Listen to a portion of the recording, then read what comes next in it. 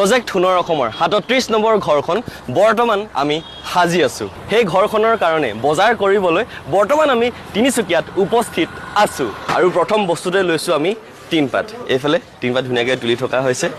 এফালে আহি গ'ল টিনপাতৰ লগতে ৰেজিন মানে টিনপাতৰ কাৰণে আমাৰ যি প্ৰয়োজন হৈছে সামগ্ৰী গোটেইখিনি লৈ লোৱা হ'ল গাড়ী তুলি দিয়া হ'ল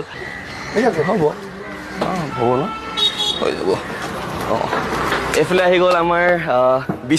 বিছনাখন একেবাৰতে মানে বজাৰ কৰোঁতে লৈ লোৱা হৈছে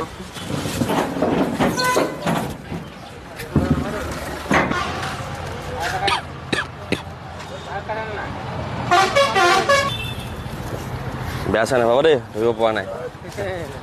বৰ্তমান আমি যিবিলাক ঘৰ সাজি আছো সেইবিলাক ঘৰ আমি দুটা টাইপত সাজি আছো প্ৰথমটো হৈছে যে একদম বাহিৰে গোটেই ঘৰখন সাজি দিয়া হয় আৰু এটা হৈছে ৰেডিমেড বেৰ ব্যৱহাৰ কৰি পেলাই মানে তৰ্জা বেৰ ব্যৱহাৰ কৰি পেলাই সজা হয় এতিয়া এই প্ৰজেক্টত আমি তৰ্জা বেৰ ব্যৱহাৰ কৰিছোঁ আপোনালোকে চাব পাৰিছে বৰ্তমান যিবিলাক তৰ্জা বেৰ আমাক প্ৰয়োজন হৈছিল বা হ'ব এইবিলাক গোটেইখিনি ধুনীয়াকৈ ইয়াত তুলি দিয়া হ'ল এইফালে আমাৰ অনুপ আছে এইফালে মাইনাদা আছে দুইজনে মানে কাম লাগি আছে আমাক প্ৰথমতে বাঁহ প্ৰয়োজন হৈছিল এতিয়া বাঁহ ইয়াত গম পালোঁ যে 110 টকাতে পোৱা যায় বুলি দেই আৰু তাত উঠনি কিনা হ'ল 140 টকা দামটো শুনিয়ে দুখ লাগিছে 10 টকা 20 টকা বাচিলেও বহুত হৈ যায় আমাৰ কাৰণে এইখিনি ক'ত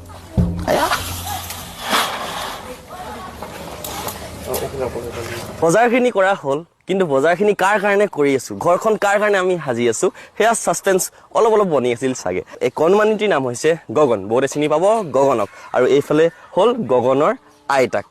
এতিয়া তেখেতলোকৰ কাৰণে ঘৰখন সাজি থকা হৈছে বৰ্তমান ঘৰখন কাষতে চাব পাৰিব সাজি থকা হৈছে ইয়াৰ গোটেই ফ্ৰেম ৱৰ্ক বা গোটেইখিনি আপোনালোকে দেখা পাব এতিয়া গগনৰ যি বেমাৰটো গগনৰ আছিলে চেৰিবেল পালচি সেই বেমাৰটোৰ কাৰণে তিতাবৰত ট্ৰিটমেণ্ট চলি আছিল হাতটো আহি দিওঁ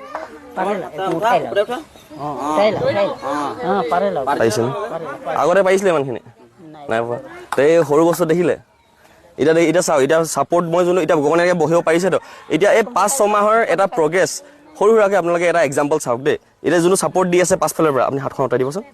এইটো এটা সৰু সুৰা প্ৰগ্ৰেছ 5-6 মাহত হৈছে এনেকৈ হাই এনেকৈ এটা হাত ন তাৰপাছত আৰু কি এনেকৈ গুচা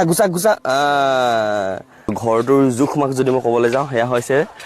8x10 ফুট হৈ গ'ল আমাৰ দীঘল 8 ফুট হৈ গ'ল বহল ধুনীয়াকৈ এখন বিচনাৰ পৰা আদি কৰি মানে যি লাগে ধুনীয়াকৈ তেখেতলোকে এটা কোঠালিতে থাকিব পৰাকৈ এই ঘৰখন কৰি দিয়া হৈছে এতিয়া আপোনালোকে জনাব যে যথেষ্ট হ'বনে আজি এনেকুৱা এটা দৃশ্য দেখাম যোনটো দৃশ্য আপোনালোকে চাগে কেতিয়াও দেখা নাই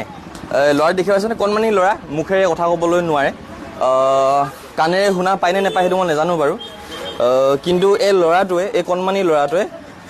এই যে পাছফালে এখন মমৰ দোকান নে কিবা দোকান এখন আছিলে সম্ভৱ ইয়াতে শুই থাকে ভাবক শুৱে ক'ত জানে এইডোখৰ চাওক এইডোখৰ হৈছে তাৰ বিচনা এই কণমানিটি এইফালে হা নামটো আমি নাজানো কি হয় যিহেতু কথা ক'বলৈ নোৱাৰে তাৰ মাক নাই মাতৃ নাই আৰু এতিয়া দেউতাক আছেনে নাই আমি নাজানো আছে যদিও কিন্তু চোৱা চিতা নকৰে আচলতে এতিয়া এই ঠাই টুকুৰাত এই ল'ৰাটোৱে হয় দেখিছে কিমান ধুনীয়াকৈ চাবও নাই দিয়া আনকি এইফালে চাব পাৰিম নাই চাব পাৰিম নোৱাৰিম কেলে এইটো ঘৰ হয় তোমাৰ এইটো ঘৰ হয় এনে চাওঁ এইটো কাৰ ঘৰ হয় তোমাৰ হে চাওঁ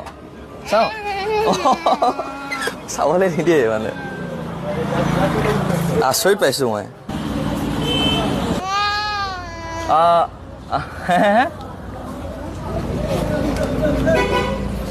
কাণ শুনা নাই মাতটো নাই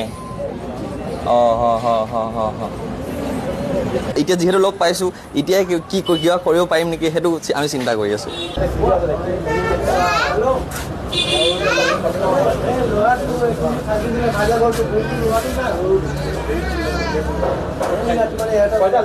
বাচ্চাটোৰ লগতে আছোঁ এইকেইটা দিলে হৈ যাব মই এতিয়া কাৰেণ্ট ফটো আৰু কালি যোনটো এটা ভিডিঅ' পাইছিলোঁ এই দুইটা বস্তু এইটো ইয়াতে লগালগ চেণ্ড কৰি দিছোঁ সলিউশ্যন কি উলিয়াব পাৰোঁ সেইটোহে আমি চিন্তা কৰি আছোঁ এনেকৈ অকলে মানে এনেকৈ কোনোবা গাৰ্জেন থাকিলেও বেলেগ কথা কিন্তু অকলে এনেকৈ এৰি দিয়াটো কেতিয়াও মানে দেখাৰ পাছত আচলতে মনটো ভাল নালাগে ঘৰত ভালকৈ শুবলৈও নোৱাৰিম আচলতে হ'ব এতিয়া এইটোত নেলাগে থাকিবলৈ